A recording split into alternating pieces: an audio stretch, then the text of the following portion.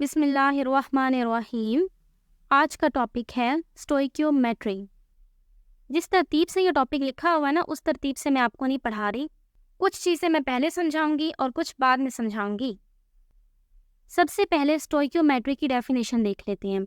Stoichiometry is a branch of chemistry which tells us the quantitative relationship between reactants and products in a balanced chemical equation.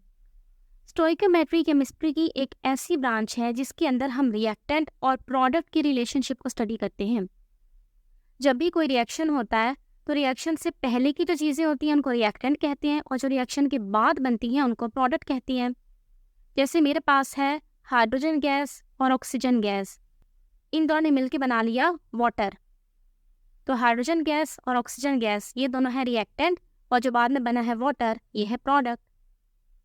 Stoichiometry हमें इन्हीं reactant और product के quantitative relationship के बारे में बताती है। क्वांटिटेटिव वो होता है जो नंबर्स के साथ डील करता हो, यानी हमें स्टोइकियोमेट्री से पता चलेगा कि हमारे पास कितना रिएक्टेंट हो तो उससे प्रोडक्ट की कितनी अमाउंट बनती है। When stoichiometric calculations are performed, we have to assume the following conditions. जब भी हम स्टोइकियोमेट्रिक कैलकुलेशंस करते हैं जो हम आगे करेंगे, तो हम उसके लिए दो बातें फ़र्ज़ कर लेते हैं। हालांकि हमेशा वैसा होता नहीं है, लेकिन हम फ़र्ज़ कर लेते हैं कि ऐसा ही है। पहली बात, all the reactants are completely converted into the products, कि हमारे पास जितना भी रिएक्टेंट है वो सारा कन्वर्ट हो गया है प्रोडक्ट में। हालांकि ऐसा नहीं होता, कुछ रिएक्टेंट वेस्ट हो जाता है, कुछ बच जाता है। और नंबर 2 बात हम फ़र्ज़ करते हैं, नो साइड रिएक्शन अकर्स, कि कोई भी साइड रिएक्शन नहीं हो रहा। साइड रिएक्शन का मतलब होता है कि हम अपने रिएक्टेंट से जो चीज़ बनाना चाह रहे हैं ना, उसके साथ कोई और चीज़ भी बन जाए।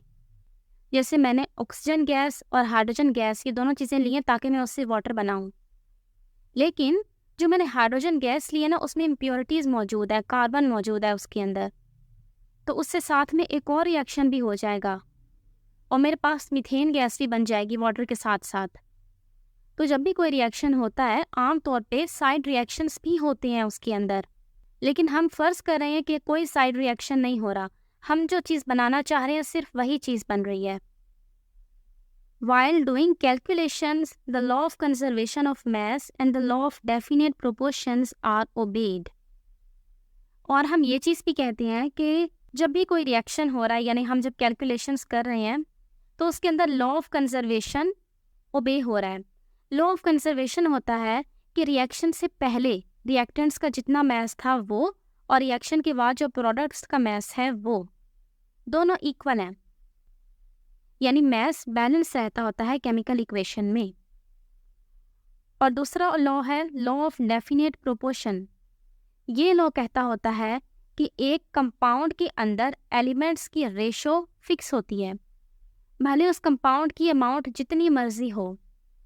जैसे देखिए मेरे पास कंपाउंड है H2O, इसके अंदर मैं आपको अगर परसेंटेजेस बताऊं तो हाइड्रोजन की परसेंटेज होती है 11.1% और ऑक्सीजन की होती है 88.9%। भले मेरे पास H2O का एक कतरा मौजूद है या मेरे पास पूरा H2O से समंदर मौजूद है, फिर भी उसके अंदर हाइड्रोजन की रेशो 11.1 और ऑक्सीजन की 88.9 ही रहेगी। ये परसेंटेज की वैल्यूज़ मैंने कैसे निकाली हैं? आप पहले परसेंटेज का फॉर्मूला पढ़ चुके हैं।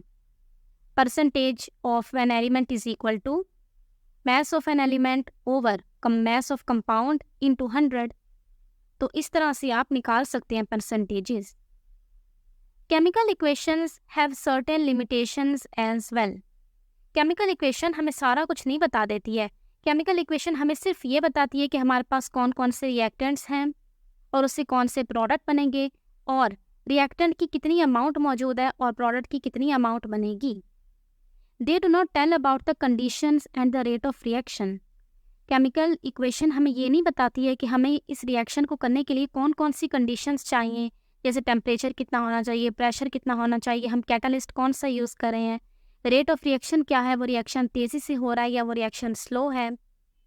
Chemical equation can even be written to describe a chemical change that does not occur.